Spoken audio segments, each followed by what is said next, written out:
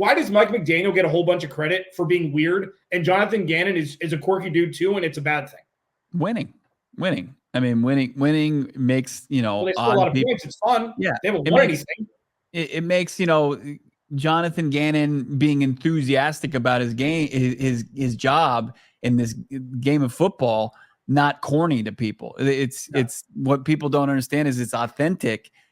Where they see it, and he's taking over a 4-win team, and he's going pew pew pew, shots, explosives, and you have fire in your gut. Did you take the bus?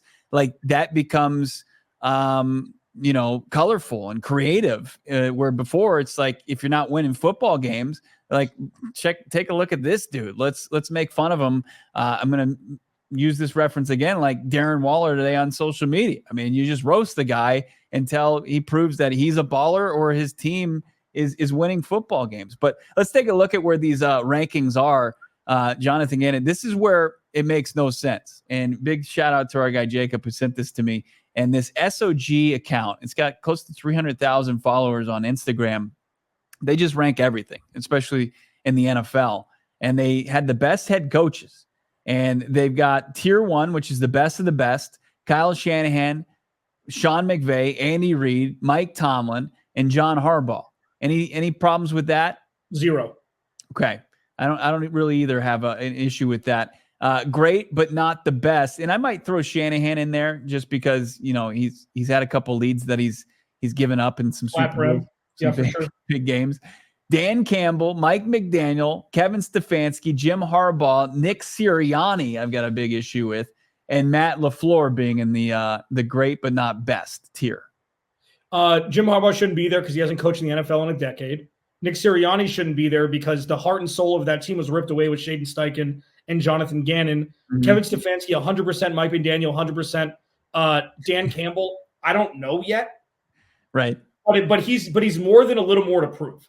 He's a solid leader of men. I can give him that much credit. I think great, but not best, probably a little too early there. We get to our next tier, a little more to prove. Sean Payton. It's what have you done for me, Leighton Payton. It's Doug Peterson, 2 guys who have Super Bowl trophies on their resume. DeMeco Ryans, Mike McCarthy also has a Super Bowl. Zach Taylor, Kevin O'Connell, and Sean McDermott. You go down tier 3. This is where, I think that you could, this tier is a lot more to prove.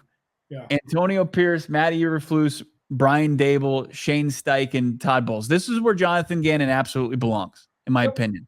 But you have to go a tier below on the hot seat. Robert Saleh, Raheem Morris, and Dan Quinn, who I guess are born into their organization on the hot seat, according to this. And then Gannon with Dennis Allen. Like, 3 of those guys don't deserve to be in the same breath as Robert Saleh and Dennis Allen, who are legitimately on the hot seat. Yeah, I guess coaching the NFL as coordinators counts as, first-year coaches, but Jim Harbaugh's been coaching a decade and he's at tier 2. Doesn't make a whole lot of sense to me. It's like, he's still a first-time head coach. He coached in the NFL a long time ago, but it's very different. Like, God, there's a lot of bad coaches. That's one thing that I see in this list. Like, DeMeco Ryans should probably be up 1 row. Shane Steichen, I think, is where he's supposed to be. Antonio Pierce, like, there's no world where Jonathan Gannon should be behind Antonio Pierce. Right. So he should be maybe next to, absolutely. They won 4 games last year. They didn't win 8 like they probably should have. They won 4. And, I think that's right. But on the hot seat, it doesn't just, let's throw him here. Yeah.